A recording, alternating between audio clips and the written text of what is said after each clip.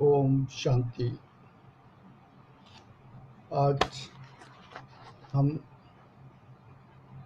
आध्यात्मिकता पर बात करेंगे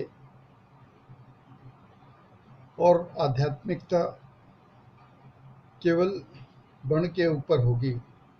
हमारे शास्त्रों में वर्ण समाज को दिए हैं जो कर्म के अनुसार ही माने जाते हैं। पहला वर्ण है ब्राह्मण, दूसरा वर्ण है क्षत्रिय, तीसरा वर्ण है वैश्य और चौथा वर्ण है शूद्र। चारों के कार्य क्षेत्र अलग अलग है। ब्राह्मण समाज को ज्ञान देता है, पढ़ाता है, लिखाता है और क्षत्रिय रक्षा करता है। उसके पास बल प्रधानता मानी गई है और उसी बल के द्वारा वो समाज की रक्षा करता है। तीसरा वर्ण है वैश्य का। वैश्य का गुण है समाज में जरूरतों को पूरा करने के लिए संसाधन को जुड़ा के रखना और समाज को देना। चौथा वर्ण है शूद्र का, जो कि शूद्र एक मजदूरी का काम करता है और मजदूरी का काम के हिसाब से उसको नीचे रखा गया है। तो देखा जाए तो एक ज्ञान, दूसरा बल, तीसरा है आदान प्रदान करने वाला, चौथा है मेहनत करने वाला।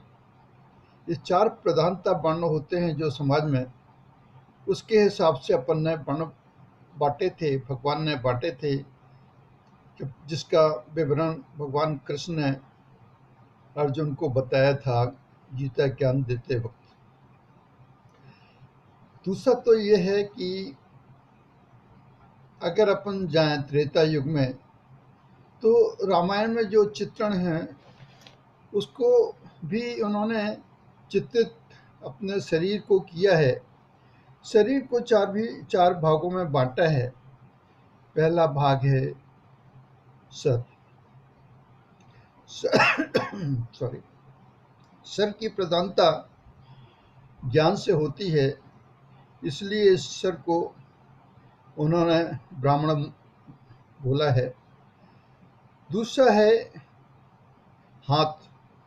हाथ के द्वारा ही बल प्रदर्शित किया जाता है और उसको छत्री की तुलना की गई है। चौथा है उदर, पेट, जिसको कि वैश्य का रूप धारण किया हुआ है, वैश्य बोला गया है।